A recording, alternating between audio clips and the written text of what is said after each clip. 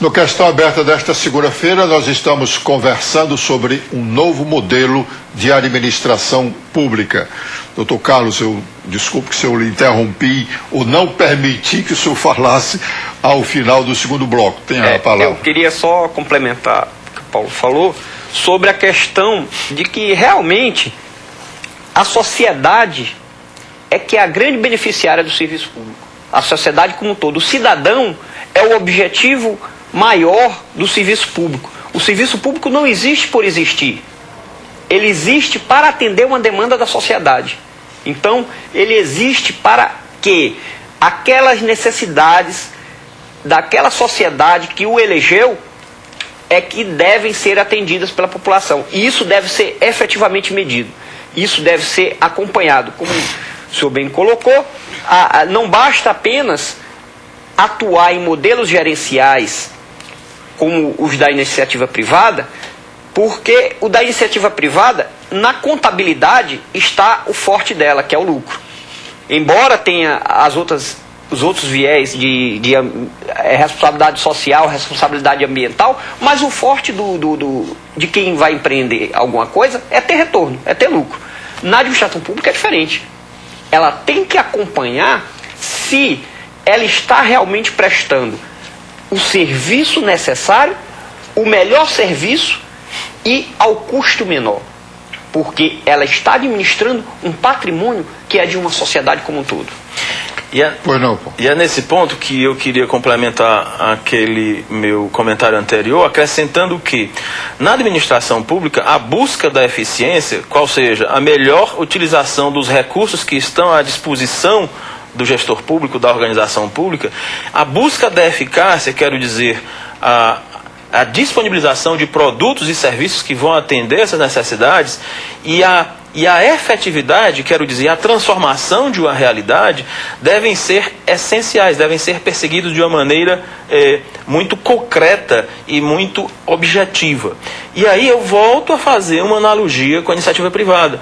Porque o retorno na iniciativa privada só será o melhor se houver eficiência. O reconhecimento de uma organização privada só de fato existirá se ela for eficaz e se ela contribuir de algum modo para uma mudança de realidade socioeconômica. Estou insistindo nesse raciocínio, naturalmente tenho clareza quanto às diferenças entre a organização privada e a organização pública, mas para deixar aqui uma reflexão no sentido de que a gestão, os princípios de gestão, o modo de se conduzir uma gestão na busca de alcance de objetivos, de alcance de resultados com eficiência, com eficácia, com efetividade, com monitoramento, com controle, eles são princípios semelhantes, seja na organização privada, seja na organização pública, seja na organização do terceiro setor, numa igreja, num time de futebol, de qualquer tipo de organização. É nesse sentido que eu falo, dos princípios da gestão. O doutor Paulo, no início quando fiz a primeira indagação aqui ao doutor Carlos Lopes, eu utilizei a palavra arcaico para dizer que, para perguntar se o nosso modelo não estava arcaico. Eu, sinceramente, na minha concepção, ele está falido, esse modelo de administração, porque o Estado brasileiro, e aí a gente inclui o município, a União, a unidade federativa e a própria União, elas não satisfazem, os serviços delas não satisfazem as nossas necessidades. Nós vivemos, por exemplo, no momento agora, quer dizer, nós temos greves de professores, nós temos greves de médicos, consequentemente, dois setores importantíssimos da sociedade, saúde e educação. E o terceiro, também muito importante, segurança pública. Quer dizer, os principais serviços que o Estado deve prestar ao cidadão, ele não presta com a qualidade que nós precisamos receber. Então, por isso eu acho que esse modelo está falido. O que fazer? Muito bem.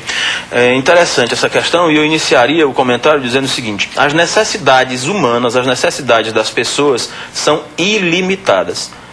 São ilimitadas no sentido de que sempre as pessoas, sejam elas das classes E, D, C, B, A, seja qual classe econômica ou social for, elas sempre terão necessidades. Por mais que eu alcance um certo nível de satisfação, no dia seguinte eu já terei uma outra necessidade. Uma nova satisfação, uma nova necessidade. Uma nova necessidade. Por outro lado, os recursos que estão à disposição, os recursos financeiros, os recursos humanos, os recursos tecnológicos, os recursos naturais, os recursos de qualquer espécie que seja, eles são limitados, eles são finitos. Então, o papel da gestão pública, especificamente agora tratando no que diz respeito à gestão pública, né, se torna de maior responsabilidade ainda, porque a melhor utilização, a melhor combinação, uma maior eficiência na gestão desses recursos é que propiciará a elevação do nível de atendimento dessas necessidades e a uma maior satisfação. Porém, eu concordo, né? Eu concordo, uma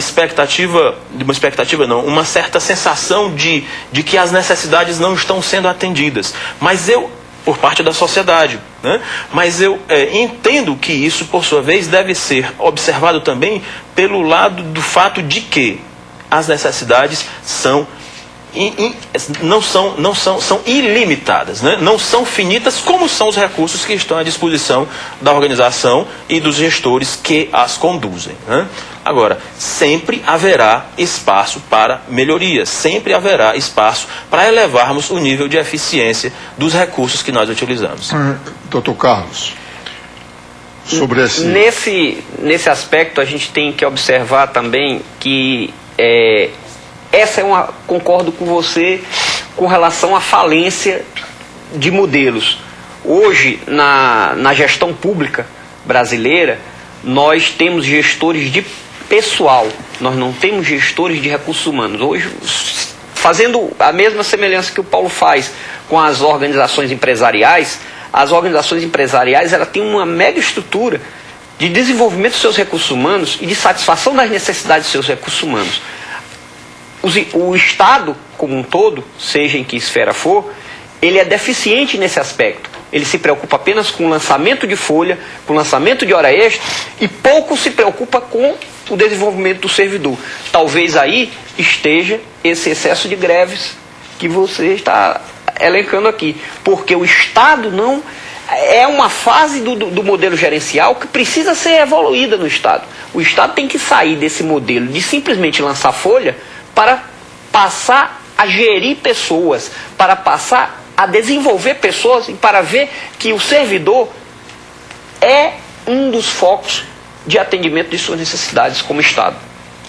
Essa dificuldade, uma das dificuldades apontada pelo Dr. Paulo, quer dizer, a questão dos recursos do poder público. Com certeza, até porque a Lei de Responsabilidade Fiscal estabelece limites de despesas que devem ser cumpridos pela gestão pública com relação a pessoal. Ela estabelece limites, porque antes da LRF, que foi um grande avanço no Brasil, nessa questão de modernização da gestão, porque ela estabeleceu limites para o gestor e estabeleceu uma coisa principal, a responsabilidade pela prestação de contas. Todo gestor é obrigado a prestar contas daquele dinheiro que administrou, que antigamente não existia. O senhor vai me permitir? Nós vamos fazer mais um intervalo e já estaremos de volta com a penúltima etapa do Questão Aberta.